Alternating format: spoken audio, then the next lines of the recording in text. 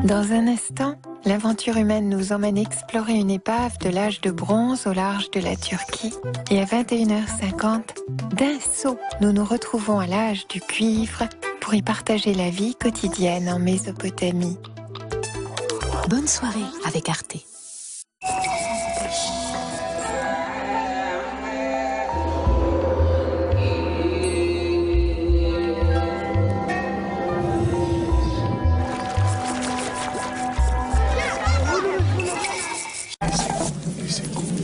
Ce programme vous est présenté avec les Échos Week-end.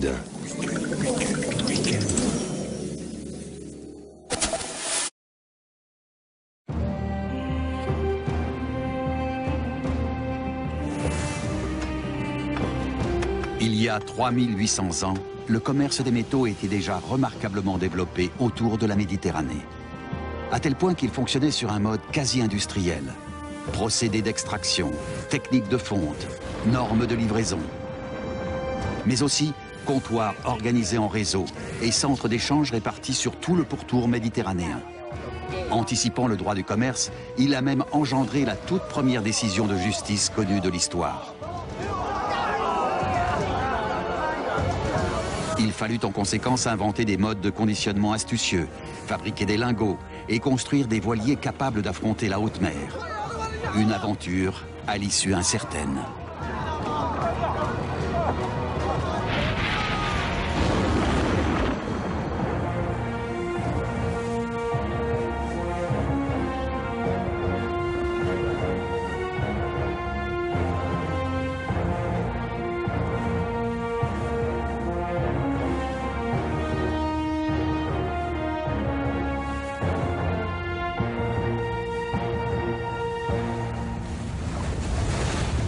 Des siècles durant, l'Est de la Méditerranée a été la plaque tournante d'un commerce florissant.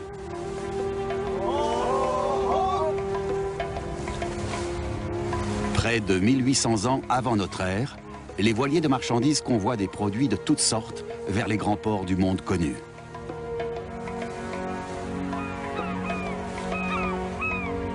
Ils transportent notamment du cuivre et de l'étain, à partir desquels les forgerons élaborent un nouvel alliage, le bronze. Le bronze est à l'origine d'un essor sans précédent, à tel point qu'on donnera son nom à une période de l'histoire de l'humanité. L'âge de bronze marque un véritable tournant. Nous savons tous qu'il y a eu l'âge de la pierre, du bronze et du fer, mais ça dépasse la simple découverte d'un matériau. Le bronze entraîne des bouleversements sociaux considérables.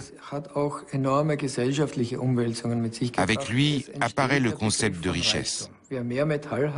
Plus on possède de métal, plus on est riche, et plus on peut s'offrir de biens et de services. Tout commence il y a 5000 ans au Proche-Orient. Ces pépites aux reflets verts, du cuivre, ne sont-elles pas intrigantes? Placées dans le feu, elles fondent.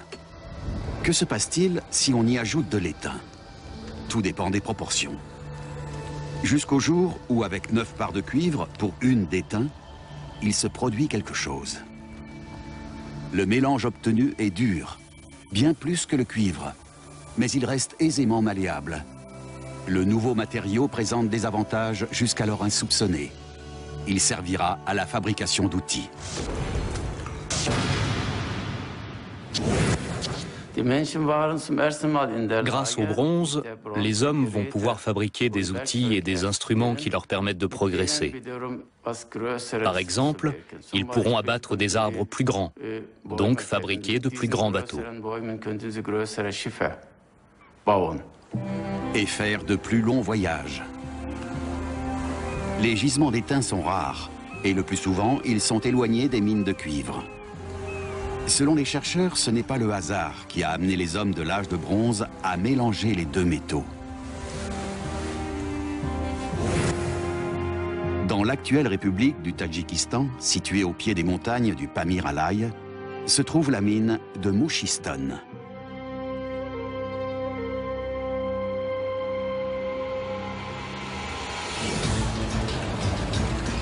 Le professeur Weisgerber, du musée des mines de Bochum, en Allemagne, est en route vers ce gisement millénaire situé à près de 3000 mètres d'altitude.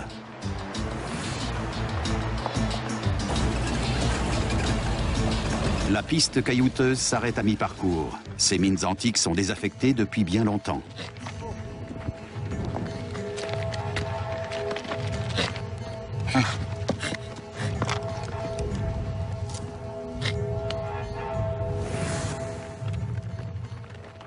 À l'intérieur de la mine, la température n'est que de quelques degrés.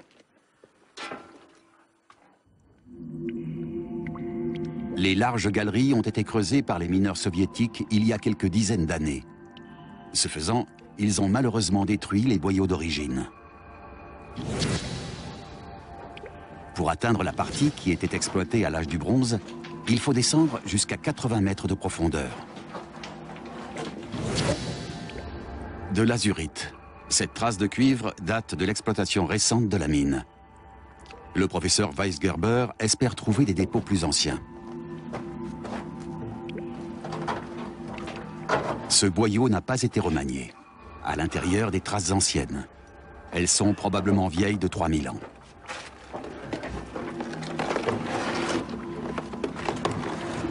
La lumière de la lampe fait ressortir des filons bleu-azur, parcourus de cuivre vert et d'étain jaune-vert. Les deux, directement côte à côte. Nous sommes ici dans un endroit unique. C'est la première fois qu'on voit ça. De l'étain et du cuivre dans le même minerai. C'est certainement pour cela que le minerai de Mugistone était si précieux pour les hommes de l'âge du bronze. On se trouve quand même à 3000 mètres d'altitude et il y neige parfois en août. Pourtant, ces hommes n'ont pas hésité à exploiter ces gisements. En faisant fondre cet alliage naturel de cuivre et d'étain, les tout premiers mineurs ont rapidement compris qu'il présentait de l'intérêt. Un échantillon de roche de Mugistone est envoyé au laboratoire d'archéométrie de Mannheim en Allemagne. Le professeur Pernitzka va en analyser la composition. Il cherche à savoir si les proportions d'étain et de cuivre du minerai que l'échantillon contient conviennent à la formation d'un alliage.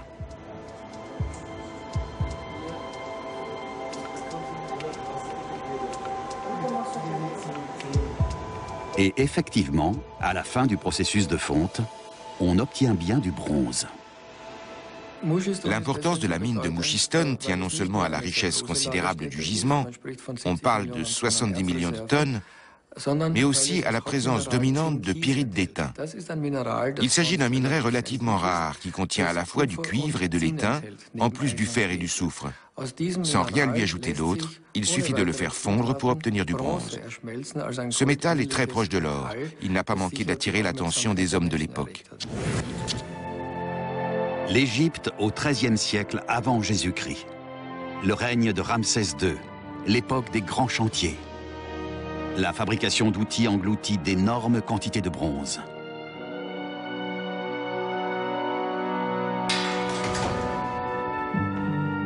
Une industrie florissante se développe.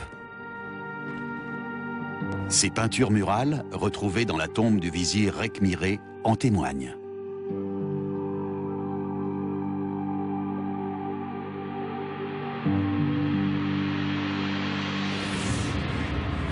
Certains foyers atteignent 15 mètres de diamètre. Une seule fonderie fait travailler une quarantaine de forgerons. En une journée, ils transforment 9 tonnes de cuivre et d'étain. À Pi-Ramsès, sa capitale, le pharaon Ramsès II aménage la première fabrique connue de bronze de tous les temps.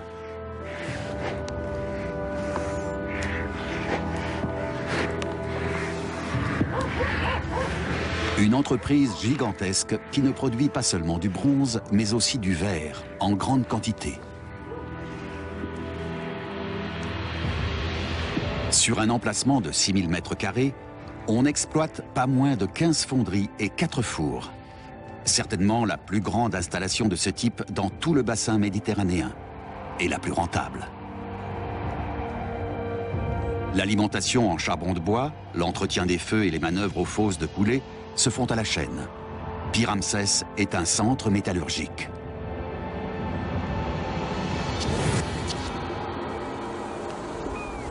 Dès lors, un système de transport efficace s'impose, ainsi que des conditionnements appropriés.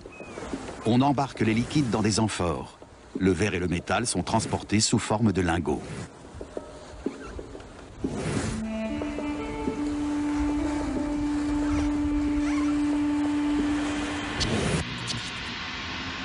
Le château Saint-Pierre se trouve en Turquie, dans le port de Bodrum. Cette forteresse médiévale abrite un musée d'archéologie sous-marine et le plus grand trésor de l'âge du bronze.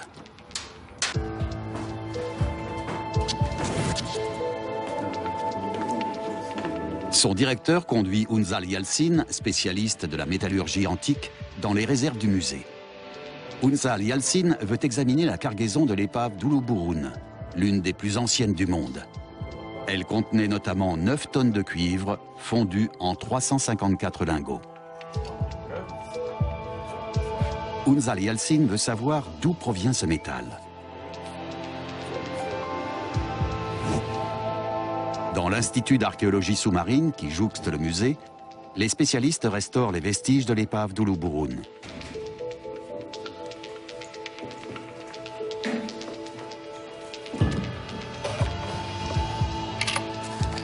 Sur la couche de corrosion apparaît un premier indice. Ce signe bien visible, semblable au sceau d'un fabricant, fait référence à Chypre.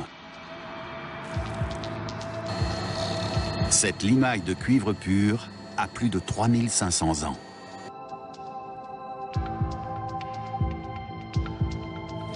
De retour au musée des mines de Bochum, Unzal Yalçın analyse l'échantillon avec un spectromètre atomique. Il cherche à connaître ce que l'on appelle l'empreinte digitale du métal. L'examen semble confirmer que son origine est chypriote.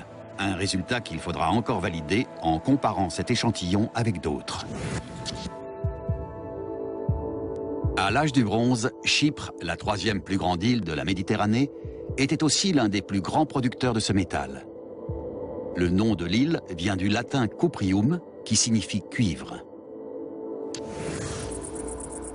Chypre est surnommée l'île aux 1000 mines.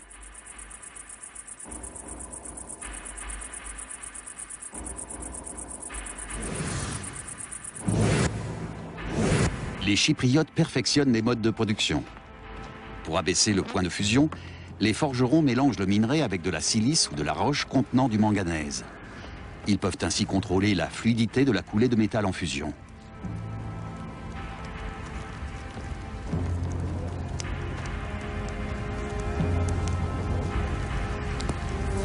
Les lingots ont l'aspect d'une peau de bœuf séchée. Chaque pièce mesure 60 cm sur 45 et pèse exactement 29 kg. Les métallurgistes chypriotes avaient le monopole du marché. Parce que pour fondre le minerai de cuivre riche en soufre, qui était très abondant sur l'île, ils ont mis au point un procédé en 2 étapes. Personne ailleurs n'y est parvenu. Et manifestement, ils ont réussi à garder ce procédé secret pendant des siècles. Si bien que du XVIe ou XIIe siècle avant notre ère, ils ont dominé le marché du bassin méditerranéen, autrement dit le marché mondial. Ces terrils rappellent l'hégémonie industrielle de l'île. Il y a là plus de 4 millions de tonnes de scories datant de l'Antiquité. À chaque pas, Unzal Yalçın trouve des restes de métal. En l'espace de 3500 ans, les mineurs chypriotes ont extrait au moins 200 000 tonnes de cuivre.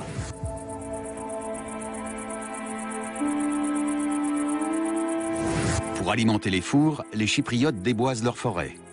Ils répètent même l'opération 16 fois d'affilée. Une telle exploitation n'est pas sans dommage écologique.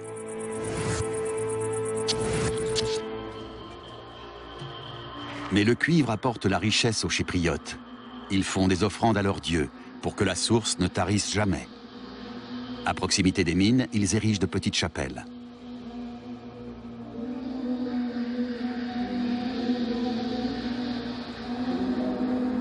Au sommet de leur panthéon siège le dieu des lingots. Il a pour attribut une barbe, des cornes, une lance et un bouclier. Cet être immortel est censé guider les Chypriotes vers de nouveaux gisements féconds.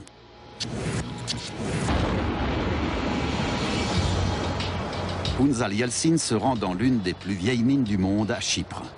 Elle est exploitée depuis près de 6000 ans.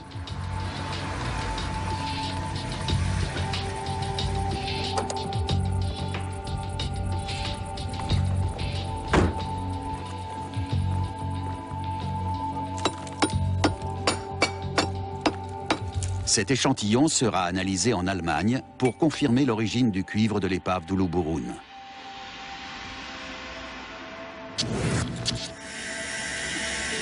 À l'aide d'un microscope électronique et d'un spectromètre atomique, les chercheurs déterminent la structure cristalline et la composition chimique du minerai.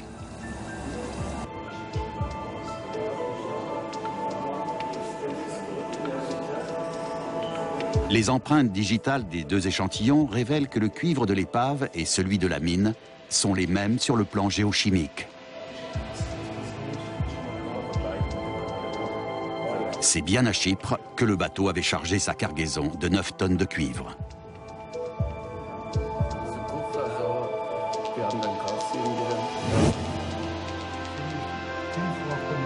Le navire transportait également une tonne d'étain nécessaire à la fabrication du bronze. D'où venait cet étain? Peut-être des monts métallifères. Mais on n'a trouvé aucune trace d'exploitation datant de l'âge du bronze. Et rien qui prouve qu'il y ait eu des contacts avec le Proche-Orient. Certaines sources babyloniennes parlent en revanche d'un pays de l'étain situé plus loin vers l'est. L'actuelle République d'Ouzbékistan, à plus de 3000 km de la Méditerranée. Sur l'ancienne route de la soie, près de Samarcande, les hommes de l'âge du bronze exploitaient la mine de Karnab. Gerd Weisgerber rejoint un confrère de la région. Ensemble, ils se rendent à Karnab.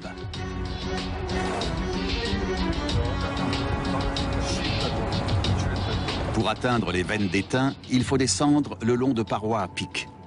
La déclivité est de 70 degrés, parfois 80.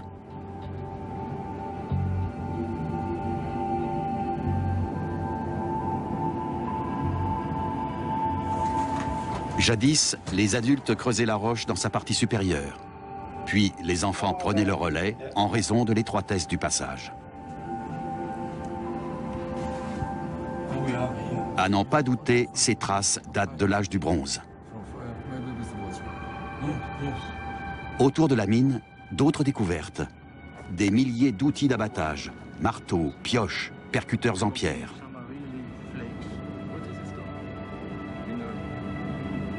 Les anciennes fosses s'étendent sur près de 2 km² et devaient occuper une véritable armée de mineurs. L'épave d'Uluburun contenait 1 tonne d'étain. Or, à Karnab, il y a 600 à 1000 fosses comme celle-ci.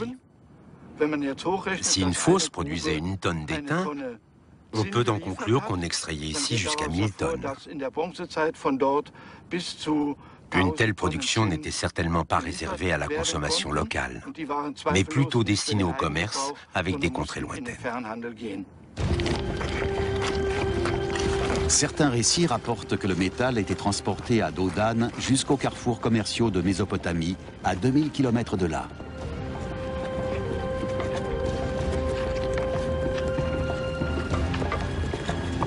Après avoir traversé les montagnes entourant Karnab, les convoyeurs affrontaient le désert pour atteindre Babylone, principal centre d'échange.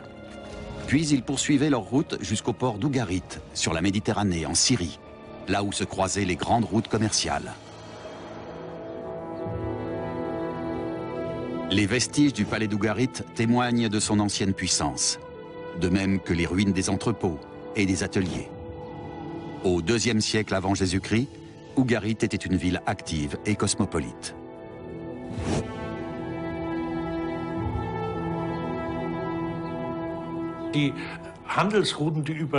Les caravanes commerciales qui arrivaient par les terres avaient plusieurs solutions pour se rendre à Ougarit, car les routes se rejoignaient en entonnoir.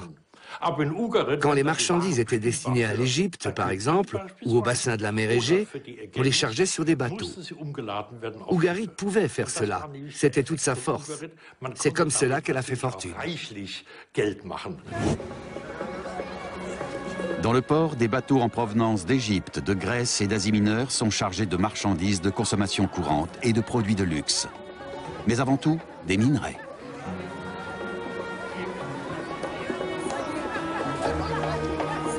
Le commerce est florissant. Les marchands installent leurs comptoirs le long des côtes. On échange des produits, mais aussi des connaissances.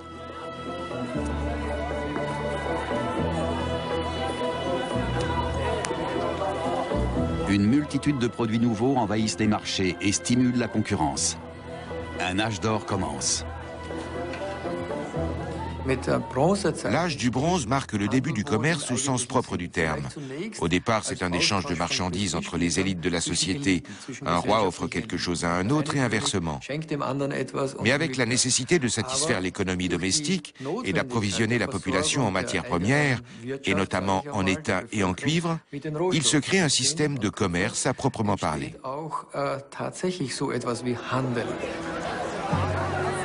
Pour se procurer de grandes quantités d'étain et de cuivre, les souverains des États voisins détachent des agents à Ougarit.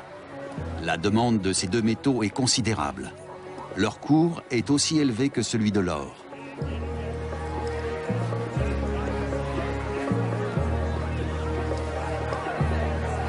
Les perspectives d'enrichissement ouvrent grand la porte aux escroqueries. Contrats et règles de vente n'existent pas encore.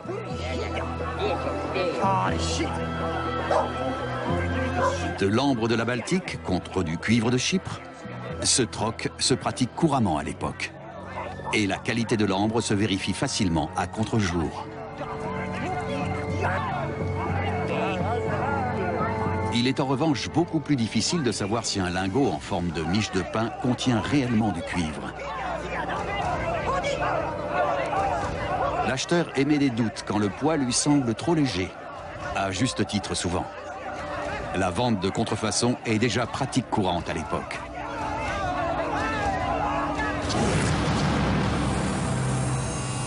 Dans les laboratoires du musée de Bochum, les spécialistes en apportent la preuve. Ce lingot a été coupé en deux. Seule la couche extérieure est composée de cuivre.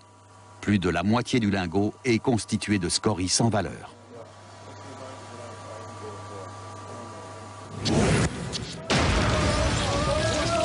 Pour sanctionner les escroqueries, les monarques désignent une instance neutre. Plaignants et défendeurs s'y précipitent. Le métier de juge est une invention de l'âge du bronze.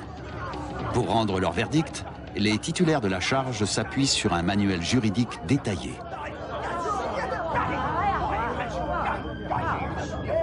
En 282 articles, le célèbre code de Hammurabi énumère les délits et les sanctionne ainsi. Œil pour œil, dent pour dent. La loi du talion. Ce code est le tout premier recueil de lois du monde. Dans les pays islamiques, certaines de ces peines sont toujours en vigueur.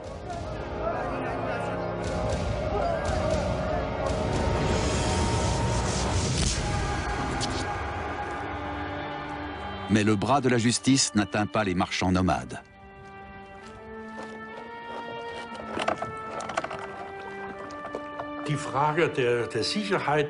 La sécurité du transport maritime est un point capital.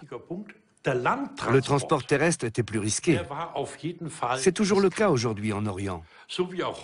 Quand on voyage en Orient, on est régulièrement arrêté par des barrages de police et des agents qui vous demandent vos papiers. C'était la même chose à l'époque, sauf qu'on vous réclamait de l'argent.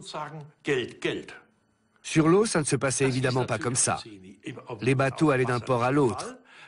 Bien sûr, ils tombaient sur les percepteurs, qui leur demandaient de régler les droits d'accostage. Mais c'était prévu. Et entre deux escales, ils avaient rarement des surprises. Les voyages à travers la Méditerranée sont souvent très longs. Par calme plat, les marins tuent le temps en jouant.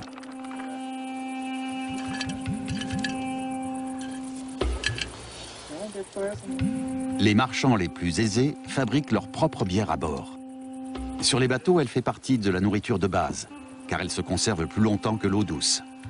Qui plus est, les levures évitent la multiplication des germes.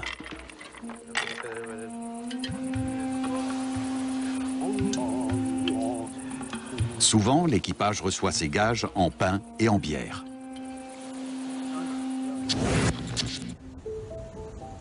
Nous sommes à Munich, dans les locaux de la brasserie Weihenstephan, une annexe de la faculté des sciences.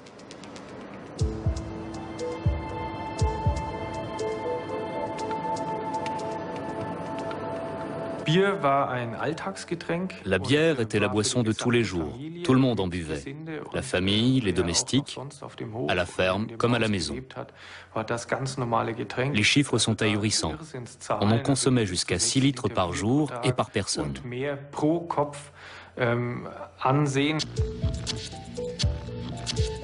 Quel était le degré d'alcool de la bière à l'âge du bronze? Pour le savoir, on a reproduit le mode de fabrication dans les conditions de l'époque. On met de l'orge dans l'eau. La température est de 35 degrés.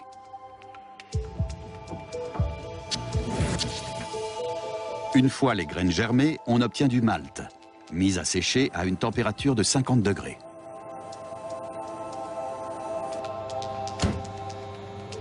Ce malt est mélangé à l'eau et les deux sont soigneusement brassés.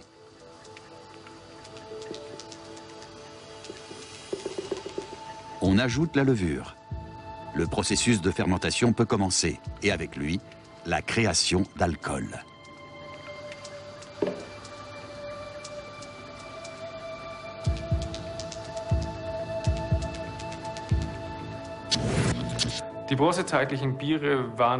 Les bières de l'âge du bronze avaient des teneurs en alcool variables. Quand elles venaient d'être faites, elles contenaient très peu d'alcool. Mais au terme du stockage, elles pouvaient être très fortes. C'est dû au fait que l'action de la levure était bloquée. En général, ça s'arrêtait autour de 12 degrés. C'est 2 fois plus que le degré des bières spéciales.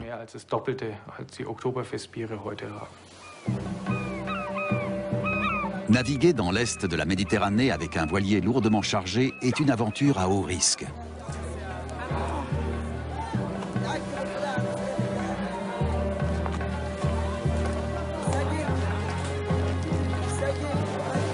Les bateaux voyagent de préférence le jour et par beau temps.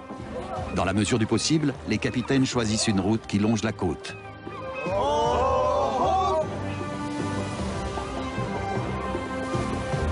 Naviguer sans sextant ni boussole n'est pas un problème dans cette région. Sans point de repère sur les côtes, la navigation aurait été totalement impossible. Mais tout le pourtour de la mer Égée est balisé d'amers, de points de repère. C'est comme ça qu'ils s'orientaient. Dans l'Antiquité, les charpentiers de marine utilisaient l'assemblage par tenons et mortaises pour la construction des bateaux. Uniquement du bois et aucun clou. Les voiles sont taillées dans le lin. Mais le gouvernail est instable et les embarcations ne possèdent ni dérive ni quille. Faire route vent debout est impossible.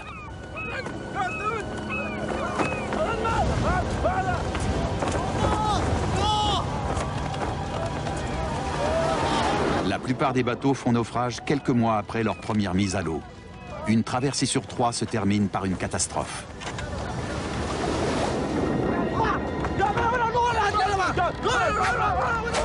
Si le vent et le courant poussent un tel voilier droit sur un récif, il est très difficile de rectifier le cap à temps.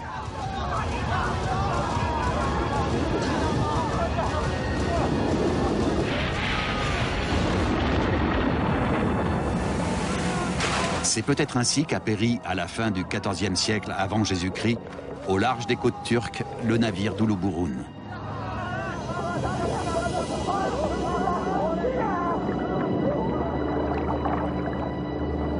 Les experts cherchent à reconstituer le naufrage.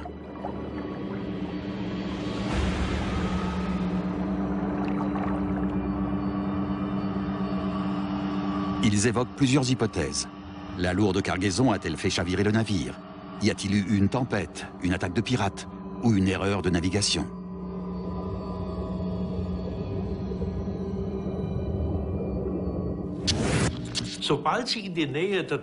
Quand ils ont approché les falaises turques, au printemps ou en été, il se peut que le bateau ait été pris dans des rafales de vent rabattant. C'est sûrement ce vent qui l'a fait chavirer. Ou qui lui a fait perdre son cap et l'a poussé sur des récifs, ou quelque chose comme ça. Toute cette côte est jonchée d'épaves.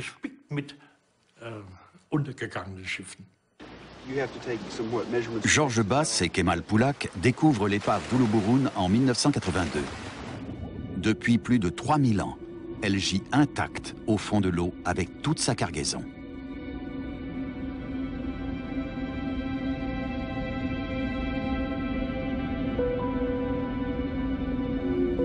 L'équipe fera plus de 22 500 plongées pour dresser l'inventaire des vestiges et remonter le bateau et sa cargaison, dont 354 lingots en forme de peau de bœuf.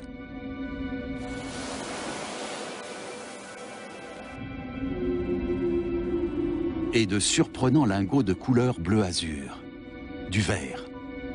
Jusqu'alors, les archéologues ignoraient s'il s'en produisait déjà à l'âge du bronze. Et à bord de l'épave, il y en a au moins 350 kilos fabriqués en Égypte.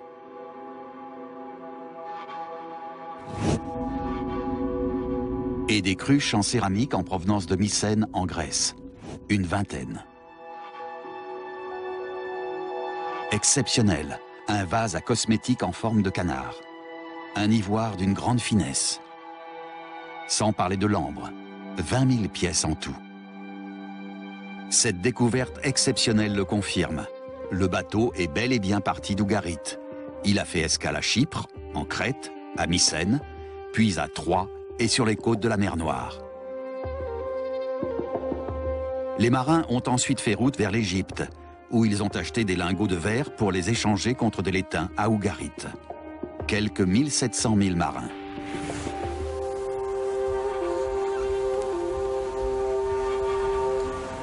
Mais les souverains ne réservent pas l'emploi du bronze à leurs temples et à leurs palais. La roue et le chariot avaient déjà été inventés depuis longtemps, au moins 2000 ans auparavant. Mais il s'agissait de chariots très lourds, que l'on n'utilisait sans doute que pour les processions religieuses. Le char de guerre, lui, est véritablement une arme. Tracté par le cheval, que l'on commence à domestiquer à la même époque, le char a du panache et il est extrêmement rapide. Roues à rayons, châssis et harnais des chevaux sont en bronze et rendent le char redoutable. Les richesses suscitent des convoitises. Les déclarations de guerre se multiplient. On fabrique des armes que l'on stocke dans les arsenaux. Les revers de l'essor économique sont là. La lutte pour la domination de l'Est du bassin méditerranéen fait partie des heures sombres de l'âge du bronze.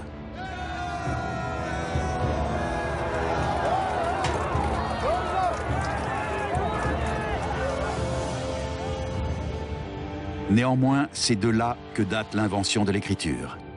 Les Sumériens et les Égyptiens sont les premiers à la développer. Ils seront suivis par les Minoens, en Crète, mais beaucoup plus tard, en 1700 avant notre ère.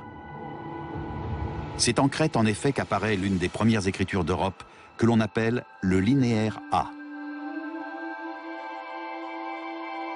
À ce jour, aucun chercheur n'a réussi à décrypter totalement ces signes mystérieux.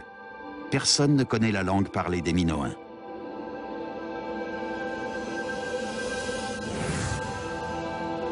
Avec l'avènement de l'écriture minoenne, la Crète devient une puissance économique et culturelle. Le palais de Knossos témoigne de cet épanouissement.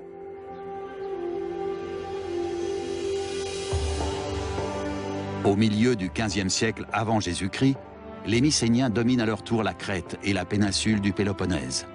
Ils imposent leur propre écriture. Les principautés et les royaumes mycéniens s'imposent dans le monde égéen à la suite des Minoens. Ils reprennent le réseau commercial qu'ils avaient établi, du centre de la Méditerranée jusqu'en Égypte, vers le Levant et jusque dans le nord du monde égéen. Les Mycéniens succèdent aux Minoens sur tous les plans. Même leur écriture s'inspire des précurseurs minoens. Mais elle va se développer à part, afin de s'adapter à la langue grecque.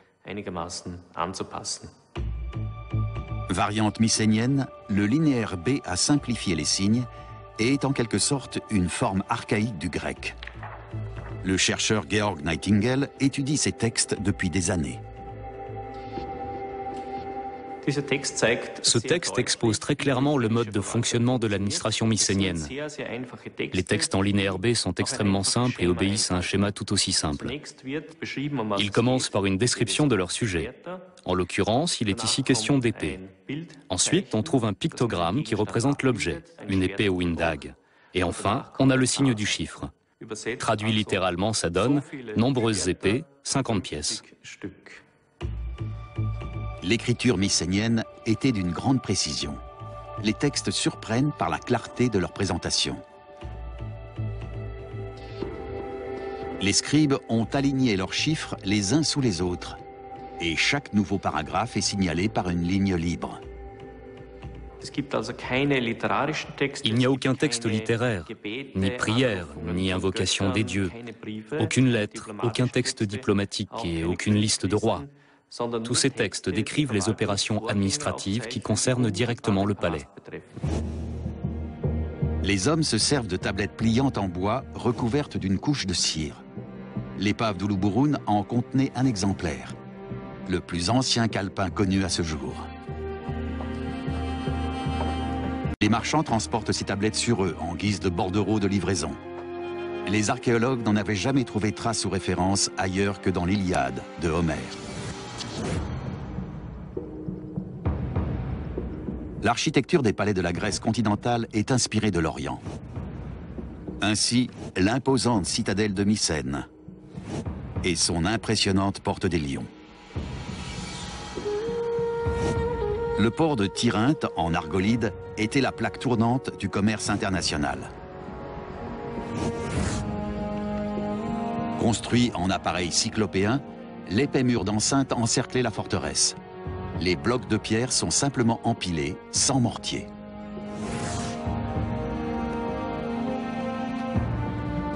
Josef Maran, de l'université de Heidelberg en Allemagne, dirige les fouilles de Tirynthe depuis 15 ans.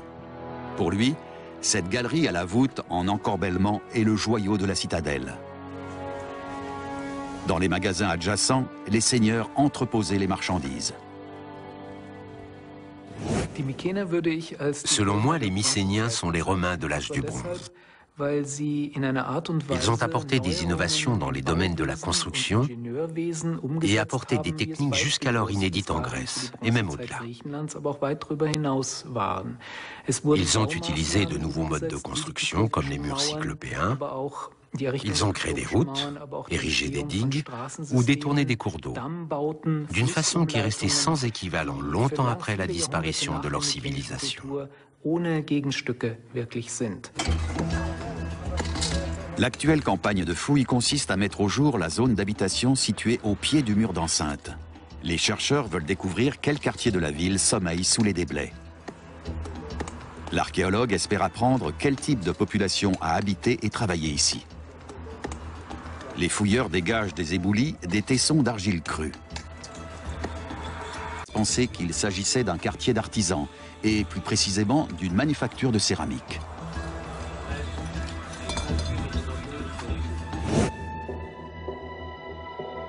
Les Mycéniens en faisaient commerce, récipients à provisions, pots à anse et autres objets utilitaires en argile.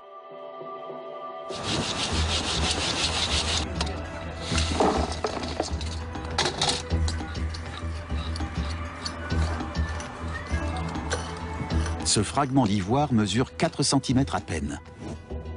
Probablement une étiquette ou un morceau de toise. Des caractères cunéiformes y sont gravés. Ils renvoient à la ville d'Ougarit. Le professeur Maran et son confrère ont découvert d'autres objets ne portant pas la marque des Mycéniens. Comme cette lampe murale de style chypriote, mais dont les analyses ont révélé qu'elle contenait un matériau local. Manifestement, des étrangers avaient leurs ateliers à Tirynthe.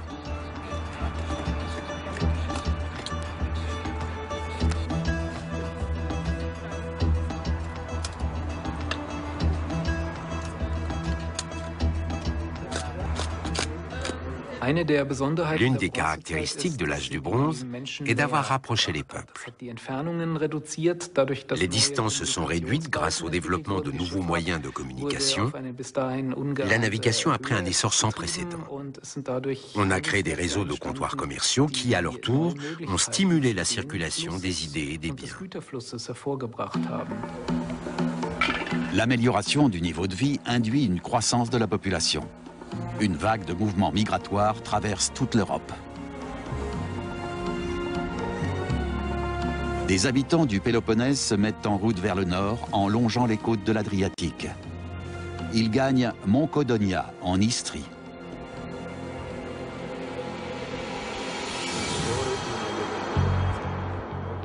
Le professeur Henzel de l'Université de Berlin effectue sur place des études d'architecture comparée.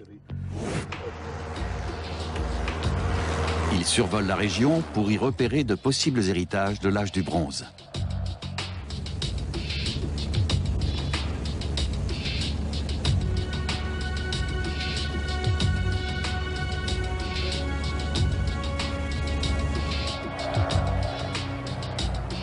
Le site architectural de Moncodonia, un ouvrage de défense des plus imposants. La construction de la ville a débuté au 2e millénaire avant Jésus-Christ et s'est déroulée en plusieurs phases. L'influence mycénienne y est visible. Les portes ont des points communs avec celles de Grèce continentale. Et les pierres sont empilées sans mortier. La technique était donc connue des habitants de Moncodonia.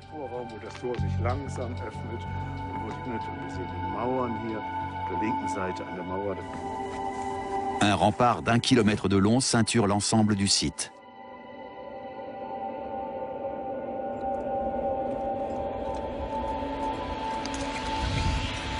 Dans la ville haute habitaient les familles riches. Dans la ville basse, en revanche, les maisons sont serrées les unes contre les autres. Plus de 2000 personnes vivaient ici. Dans les ruines, les archéologues ont retrouvé de la vaisselle en provenance de Chypre et de Crète. Notamment ces larges assiettes à 3 pieds. Les hommes gardaient leur épée de bronze. Les immigrants apportaient avec eux leurs objets courants. Ils n'ont adopté que très progressivement les habitudes locales.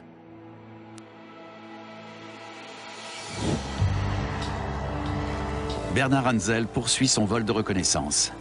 Cette nécropole a été découverte récemment, à proximité de Moncodonia.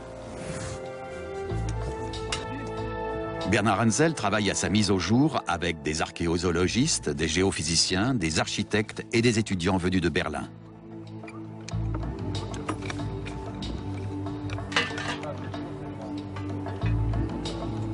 Les défunts étaient inhumés dans des tombes à coupoles. Les archéologues n'ont trouvé que des os épars, aucun squelette complet. La marque probable d'un culte particulier. Le rite funéraire était-il réservé à l'élite? Seules quelques personnes ont été enterrées. Il s'agit forcément d'un privilège. Il fallait avoir une certaine position sociale. Nous fouillons les tombes pour essayer d'apprendre des choses sur leurs croyances.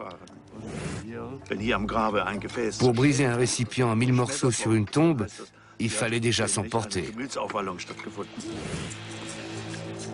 Les proches des défunts fracassaient-ils les poteries dans le cadre d'une cérémonie sacrée? On l'ignore encore. Une chose est sûre, les morts étaient exposés sur des catafalques à l'air libre, livrés aux charognards. Des mois passent, voire des années. Les familles attendent longtemps avant de recueillir les ossements et de les mettre en terre.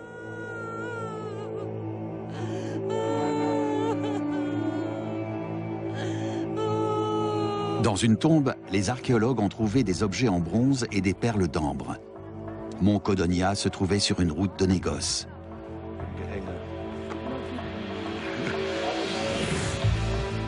En l'occurrence, la légendaire route de l'ambre, qui traversait l'Europe jusqu'aux rives de la mer Baltique. En bordure de cette voie, Hallstatt, située aujourd'hui en Autriche. À l'époque du bronze récent, soit environ 1200 avant Jésus-Christ, Hallstatt était un grand centre industriel.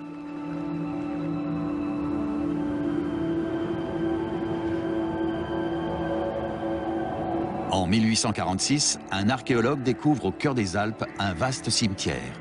Plus de 1000 tombes, dont il fait un relevé minutieux.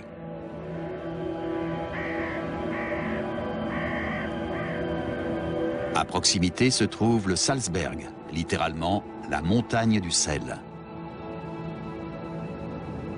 Et creusée dans son flanc, la mine de Hallstatt, la plus vieille mine de sel du monde. Vers 500 avant Jésus-Christ, elle est le théâtre d'une catastrophe. Un gigantesque glissement de terrain ensevelit tout sur son passage. Mais l'exploitation du sel à Hallstatt a commencé beaucoup plus tôt. L'historien Anton Kern en a la preuve.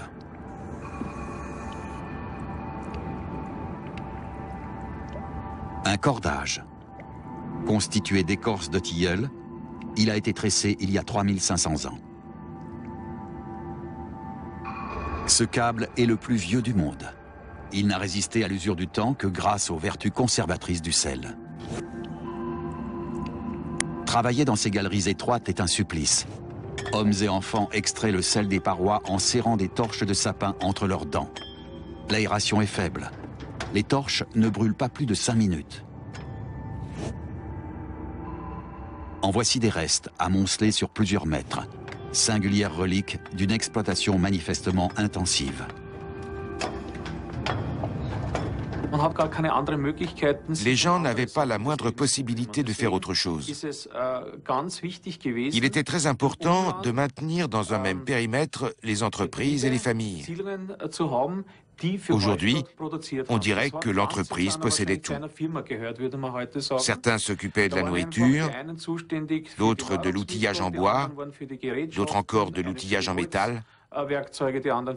Et il fallait que tout le système fonctionne pour que l'exploitation de la mine soit efficace. Dans la mine de Hallstatt, les archéologues ont mis au jour les premières échelles en bois connues de l'humanité.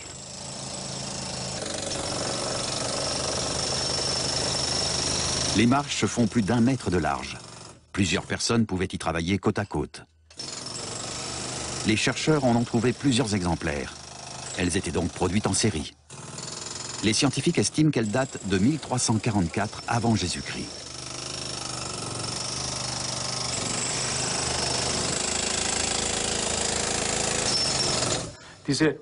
À notre connaissance, cette échelle est la plus ancienne qui existe. C'est une construction remarquable. Elle a été fabriquée sans un seul morceau de métal. Il n'y a pas un seul clou ni aucune autre pièce de ce type. Ce n'est que du bois. Et ce qui est formidable, c'est qu'elle est transformable. Les échelons sont amovibles. Ils s'ajustent en fonction de l'inclinaison de la galerie.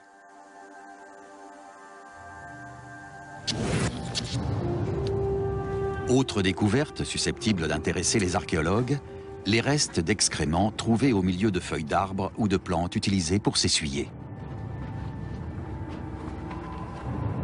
Ils ont été conservés par le sel pendant des millénaires.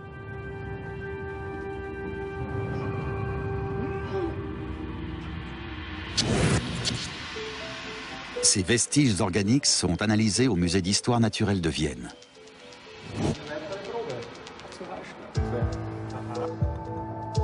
L'examen doit donner des renseignements sur les habitudes alimentaires et sur les maladies des hommes de Hallstatt.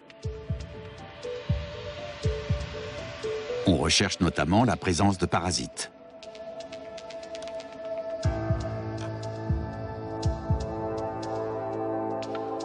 Des œufs de ténia témoignent de la consommation de viande crue. Des trichocéphales et des ascarides. Les mineurs partageaient probablement leur habitat avec des animaux. Ernst Wittek est biologiste. Il examine une plante qui pousse tout autour de Hallstatt. Elle appartient à la famille des composacées et affectionne les environnements très humides. Les restes végétaux sont certainement ceux d'une pétasite. Cette plante contient des substances antiseptiques. On l'a probablement utilisée pendant des siècles ou des millénaires comme médicament, ou à d'autres fins, comme papier toilette, pourquoi pas. Les mineurs utilisent la pétasite comme pansement pour soulager la gêne des vers intestinaux. En Bavière, aujourd'hui encore, on l'appelle l'herbe à cul.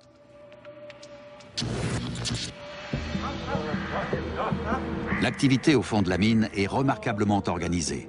Chaque jour, des paysans apportent la nourriture aux ouvriers. Ils savent déjà comment conserver les denrées fraîches, avec le sel.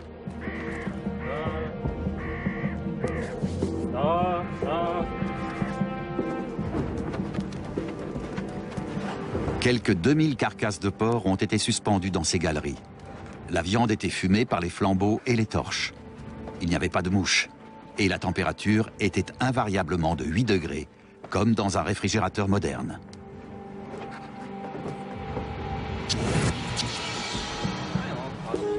Une fois le sel extrait, comment était-il acheminé?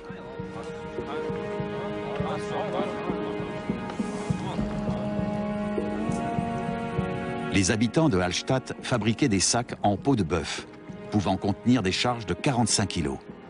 En dehors du sel, ils faisaient aussi du négoce avec le lard, le jambon et l'ambre importé.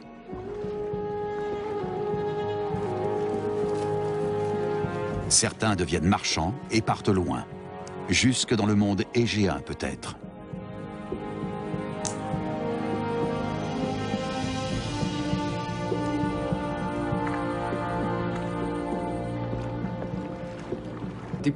L'âge du bronze se caractérise par la formation d'unités sociales plus grandes.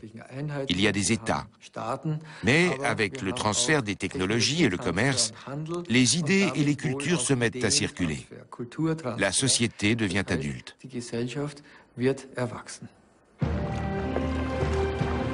L'âge du bronze fut un âge d'or, et notre monde moderne lui doit beaucoup.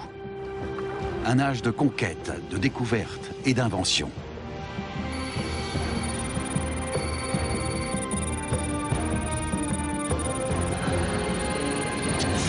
Car avant d'être de bronze, il était de cuivre et d'étain.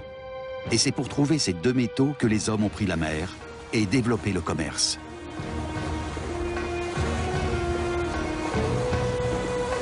La Méditerranée orientale a connu une explosion économique qui s'est propagée à toute l'Europe. Jusqu'à ce que les revers climatiques et les conflits guerriers précipitent les hommes dans le chaos. La fin de l'âge du bronze.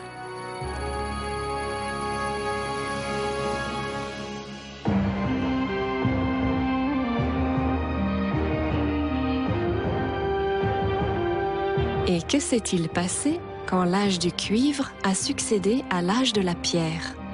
Pour le savoir, plein feu sur la préhistoire de la métallurgie dans un instant.